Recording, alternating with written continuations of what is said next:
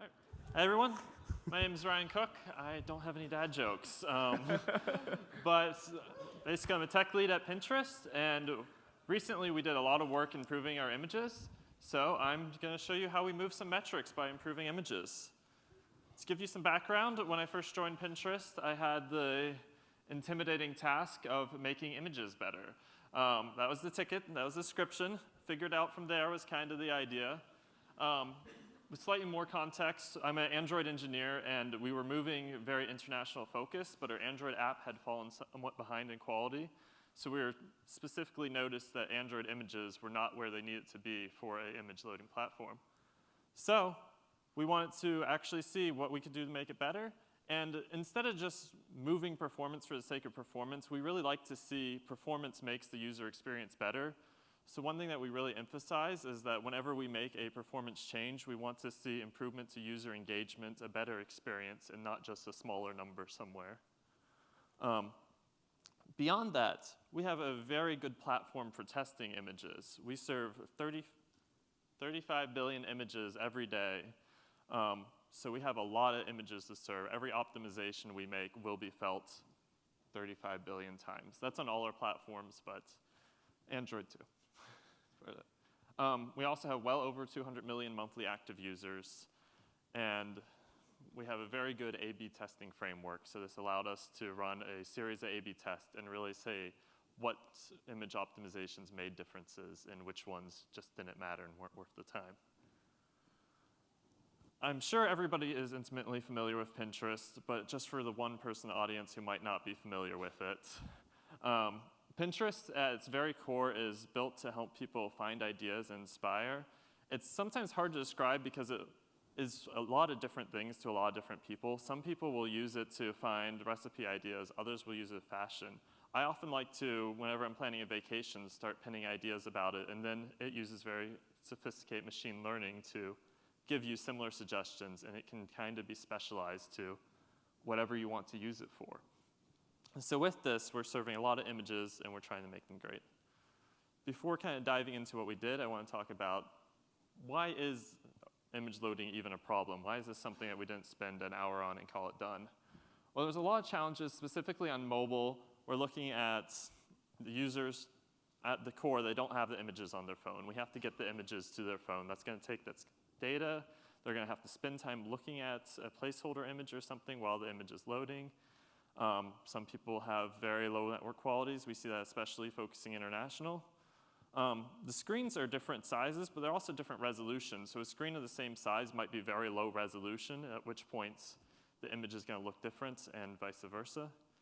And images are often the biggest memory taker on mobile devices. So if you're using too much memory displaying or loading images, people are going to have frame drops, which means that whenever they're scrolling, it's just going to look like it's not scrolling smoothly and a poor experience.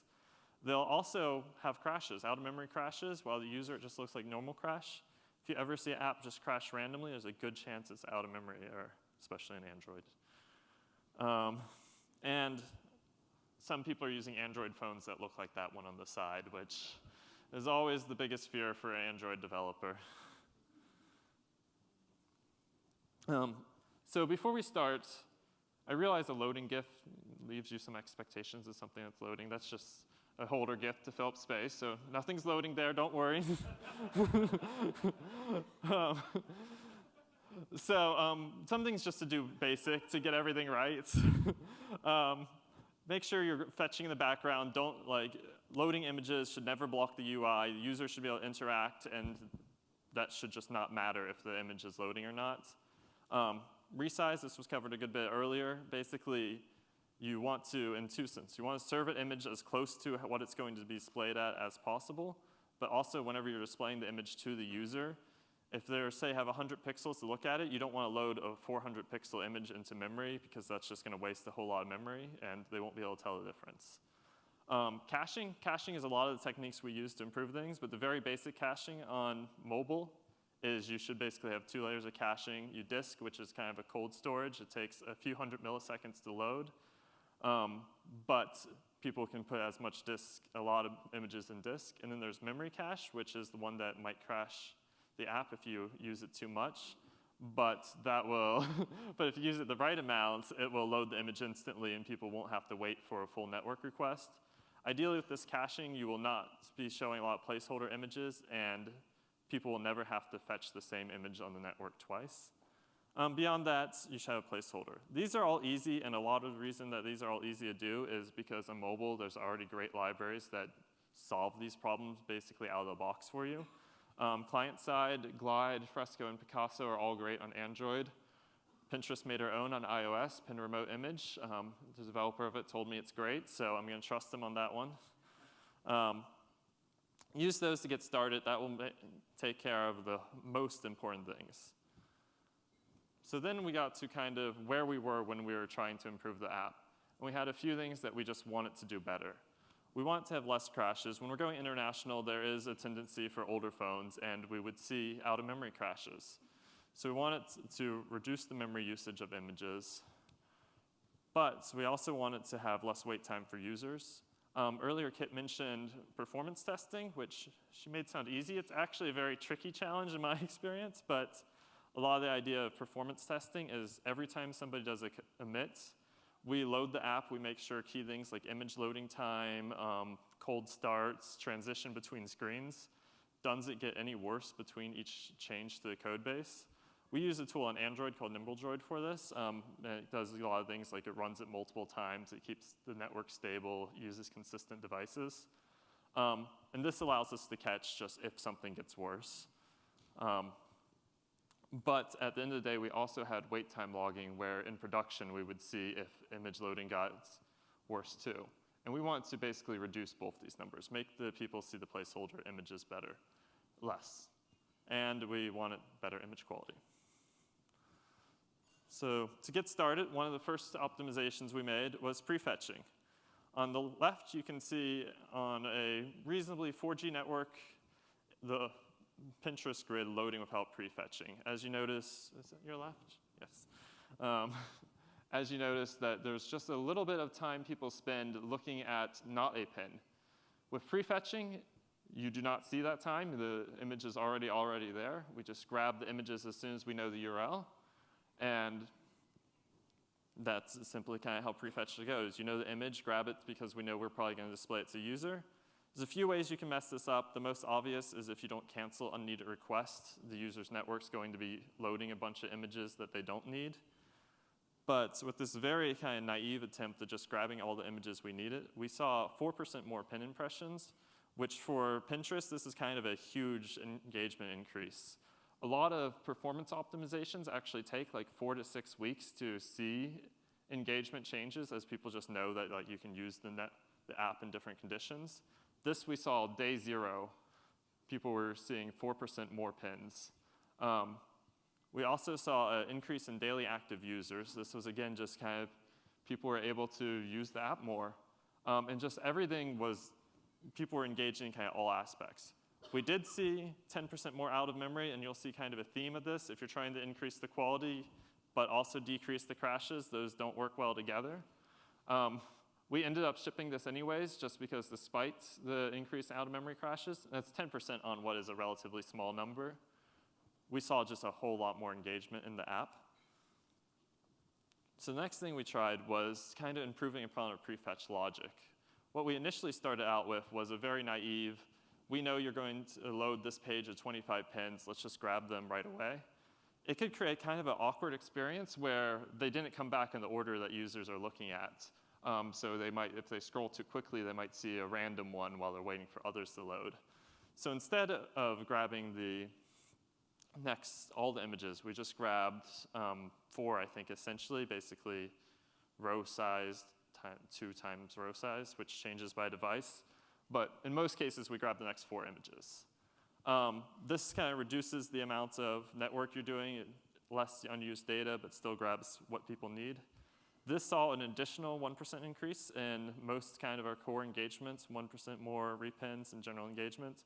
And it fixed kind of the out of memory we were causing by our earlier change. So just slightly more conservative prefetching actually improved the user's experience, even though they would have less images. We tried, so the first most attempts, we're still optimizing these prefetches, was we were prefetching just downward. We never prefetched if you scrolled upward, although conceivably you can scroll up on Pinterest. So this was one of those, like, those first numbers are kind of big deal engagement changes for a subtle back-end change, so we're doubling down, what more can we optimize? This is where we realized, okay, we've gone a little too far. We didn't get any engagement changes. And if you think about it, it makes sense that if you're scrolling up, you've probably already loaded the image, so it's probably already downloaded. So the prefetching didn't do much. Because we didn't get any engagement changes, we did not ship this one. But it was kind of interesting to tell that it was just code complexity we didn't have to worry about. Another optimization we found was broadly classifying a lot of these under prefetch. Basically what I mean by prefetch is get the image to the user before they see it, and tricks to do that. We found warming up the network connection. Specifically, when we're using TLS, there's several layers of back and forth before the first image can even start to download. What we had previously done was when we had the URL for the first image, which is hosted on a different server than our API, that would be the first time that we do the SSL handshake, and we'd have to wait for that. So by making that connection, establishing the connection so you could immediately get images, we tried that out. And we saw a small and unambiguous engagement wins, especially in areas with, like the Philippines with lower quality networks. Roughly about 300 milliseconds drop in our cold start time, which we measure by the time the first image is displayed. And it was just such kind of an easy optimization at the end of the day, where we just fetch the headers of a 1 pixel image to make sure that the connection's established so that users don't have to wait for that handshake. Another trick we try is grabbing the home feed. Pinterest has the advantage that the home feed is not as time sensitive as some other services. So what we do is say the user is on Wi-Fi network, they're plugged in, so like unmetered, they're not being charged for the data, we're not using their battery. When the app is in the background, we can actually grab the home feed, which is like the first page of content. We can grab those images and already have them, so when they open up the app, there's no network requests that have to be made. This again gave us a nice boost to people looking at impressions, essentially 1% more impressions, but what we really found neat about this one was we have a stat called browsers. Essentially, that's a user class in Pinterest where if users only look at pins on the first page, they're considered landers, which they didn't have a very meaningful experience with Pinterest. They opened the app, closed it, didn't load anything else. Browsers are people who have gone to a different page or loaded more content. And we saw a 2% more browsers, especially in the US, and again, if we just filter on lower quality areas, we saw even more engagement here. So kind of switching gears from prefetching, a couple tricks we did to reduce memory usage. We still have the problem that app crashes sometimes. People hate it when their app crashes. We want to fix that. This slide I've actually presented several times, and it never looks good on projectors, but those two images look different on a high quality computer. You can kind of see the difference that RGB on the right is a lower quality format. At the end of the day, it uses 2 bytes per pixel, while the other one uses 4 bytes per pixel. And you can kind of see some tearing around the edges, and the colors aren't quite as good. What we experimented on was on older devices, specifically Android developers, API before 21, which used to be a lot more. Now it's about 15% of Android users. We would load the image loader. And this is all client side. You fetch the same image, but you just use less bytes to display it, and add a sacrifice of some image quality. This one saw a 25% reduce in crashes for users who had the experiment enabled. And in addition to less crashes, they were using the app more. Brazil specifically had 4 to 5% more volume increase from a relatively simple change. Now most of our users still get the higher quality version, but for very old devices, this helps a lot. Kind of thinking along the same lines, we thought maybe for these older users, we could disable the memory cache. Memory cache is what allows it to load in 2 milliseconds versus like 100 milliseconds. We'd still have the disk cache so that it wouldn't take that long to load. But we could tell in the Android app, basically it's going to say, oh no, the app's about to crash, do something. So we're like, okay, well, clear out the cache to save some memory. And then when the app's no longer in critical states, we would restore memory. We had less crashes, but users hated this. We saw a whole lot less engagements. People saw a lot more placeholder images. And despite having less crashes, the people were just using the app less. They don't want to wait for placeholder image. There might be a fine line between where we cleared the cache and where you should have, but overall, because we saw a drop in engagement, we did not ship this. There was a question earlier, actually, talking about network specifically, and this is something that we definitely think about in Pinterest Android. We use a tool that's similar to Facebook Connection Class, which essentially, whenever you're loading images, it measures how long the image takes to load and how big it is. What that does is it allows you to figure out how good the network quality is. We do that instead of using like Wi-Fi versus 3G, because sometimes Wi-Fis are worse than 3Gs. So by this, we can see that they loaded 5 images and they each took a second. That person is on a low quality network. That gives us a very good sense of where they are. We do combine kind of latency and bandwidth with that, but we find this is a very good way to understand the user's network nonetheless. So this one, we saw less crashes, but actually a decrease in engagement, which was a surprise for us in the initial shipment. But when we looked at it in more detail, we realized that our image quality just wasn't what it needed to be to really experience those differences. Oh, and with that last experiment, on lower quality networks, we were serving lower quality images. So that's kind of the decision we made based on their network quality. So we looked at it and we saw that this is kind of the resolution that we were serving most images at. They were on smaller screens for the most part. Most Android phones are smaller than that. But it was blurry, the text was hard to read.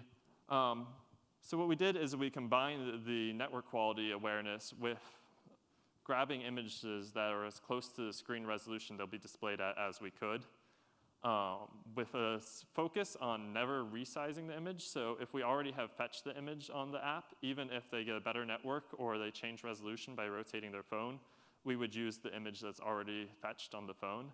This optimization that allows us to not grab the same image a bunch of times. And so we went from that last quality to this quality images. With this change, we saw 3% more repins. That's, again, a pretty huge engagement win for us.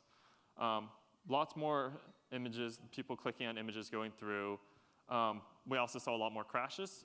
We decided to ship it with the engagement wins. We have made some progress on the crashes. To balance this out, we shipped the network thing. We tried the network experiment again now that we were serving higher quality images, just shifting the quality. We were trying to see if we should drop the quality more quickly or less quickly. So we changed the groups. Overall, we found that it actually did not make as much difference as we thought. So what we took away from this was that the image quality improvements were what got us the engagement from the change beforehand, while the network awareness helps a little bit, but it did not make nearly as much of a difference. Luckily, Kit's already presented the differences between some image formats, so I can speed right through this. We looked at WebP. WebP, we can't quickly change 35 billion images and just tell people 35 billion images, what's the engagement change? But we had a regression test. We had ways to simulate 3G networks, so we did both automated and manual tests to see if the WebP format, which notably was significantly smaller than JPEG in our trials, and we wanted to see if that would remove the amount of time people spent waiting on placeholder images. Our automated test actually saw a performance loss. The WebP formats, people spent more time on placeholder images. This is entirely unintuitive to me because the image format's smaller. You would think the network time is the biggest gap that's explaining why people are waiting on images. What we found was specifically on Android, but also other platforms, WebP is a newer technology that things like decoding, parallel loading, and kind of a lot of the gears that make image loading work are just not there with WebP. So we did not go that. The other thing that everybody knows a whole lot about now is progressive JPEG. Progressive JPEG, we load in layers. We do lower quality, so it comes in as a blur. This is tricky to do on Android, but we've been doing it on iOS for years. So what we actually did was we disabled it on iOS to a poor, unlucky small group of users who got to try the worst experience to see if it was worth spending the time to port it to Android. We saw a very delayed effect on engagement on this, but we did see some engagement gains, 2 to 3% specifically on, or less than that, but specifically on low quality network areas. It was not the biggest win yet, but it appears that it's having more and more effect as people learn that they can actually use the phone on basically no network situations, and we think it is a lot of a learned behavior that users use their network. They don't think the app works on 3G, so they won't use the app on 3G, but if you have progressive JPEG, it makes it much more usable. Very quickly, takeaways. Get the basics right. Just start with with the basic image loading libraries. Serve the right size image. This is to match what it's going to be displayed at. Prefetch. Try it anytime that somebody sees a placeholder image, that's a place you should look to see if you could have already fetched that image before the user got there. And if you're building from scratch, consider progressive JPEG. It's much easier to build from scratch than not. I don't know if I have time for questions.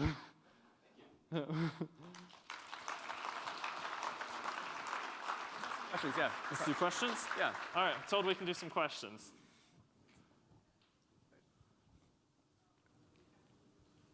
Do you have any experience?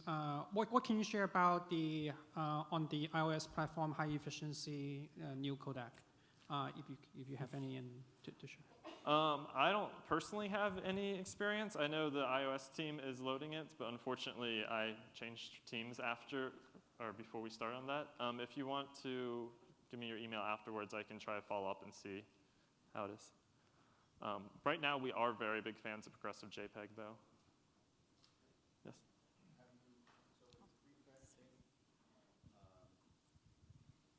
With prefetching, I know it's not necessarily a technical question, but have the finance people ever come back to you? Is there a cost associated with that? Is the ROI worth the extra cost of the prefetching and caching? We have not been told the finance people we can't do it. In terms, our funding comes from our impressions in a lot of ways, so a 4% increase, or combined it's like 5 or 6% with all our techniques, pays for itself pretty quickly. We have been encouraged to do more prefetching mostly. It makes us money. You got questions back here?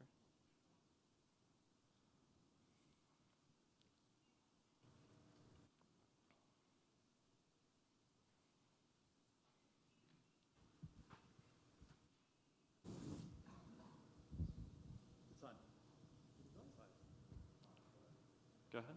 Yeah.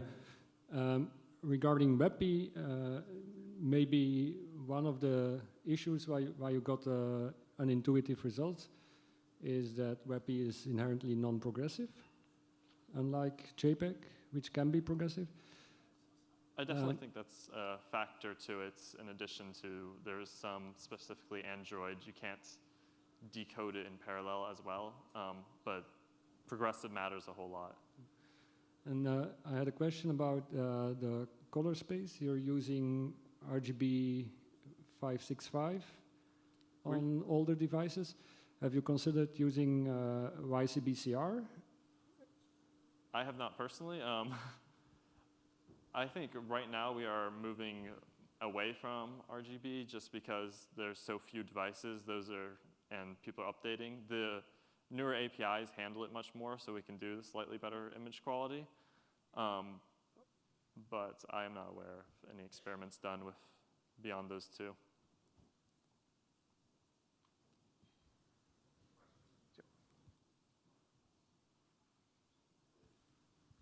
So you showed us a brief screenshot of your Jira ticket. I wanted to call that because it's interesting, because that's insightful into the process behind the curtain. Mm-hmm. So I wanted to ask about solutions and how your team approaches this. Since you showed us a bunch of different solutions, and so how are you getting these ideas? How are you sharing these ideas? And how does that process work? And how can we take away that? Sure. So the Jira ticket was a little tongue-in-cheek, and I was moved my first week and saw the ticket, but we definitely did break it up into smaller tickets. A lot of it, so at the very beginning of the process, there was some obvious opportunities. On the prefetching, for example, we saw just that, why are we seeing a placeholder image so much? Other things we do, we've talked to a lot of the great teams around the Bay Area. That's the advantage of being here. So we talk with Instagram, Yelp, other teams, just to talk about techniques they do. They're actually the ones that really push for progressive JPEG. And just research, looking at kind of things we've done. A lot of times it's very lightweight to just try something, and we can find out pretty quickly if it makes a difference. So does that answer your question? Great. Awesome. Thank you.